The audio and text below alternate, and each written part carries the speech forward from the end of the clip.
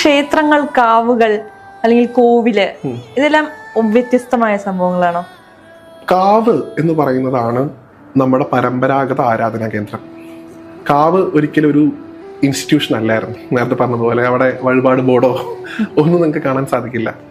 കാവിന്റെ പ്രധാനപ്പെട്ട പ്രത്യേകത കാവ് പ്രകൃതിയാണ് എന്നുള്ളതാണ്. പ്രകൃതിയോട് ഇണങ്ങിയതാണ് കാവുകൾ. ഇപ്പം നമ്മുടെ മുമ്പ് ഉണ്ടായിരുന്ന നാഗക്കാവുകൾ, അല്ലെങ്കിൽ ഹനുമാൻ കാവ്, അയ്യപ്പൻ കാവ്, ഇതൊക്കെ കാവാണ്.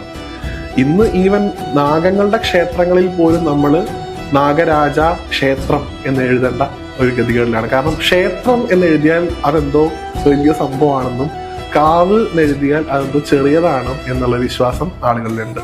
അതൊക്കെ ഈ വന്ന സാംസ്കൃതീകരിക്കുന്ന അല്ലെങ്കിൽ ആര്യവൽക്കരിക്കപ്പെടുന്ന ആരാധനയുടെ പ്രശ്നങ്ങളാണ്.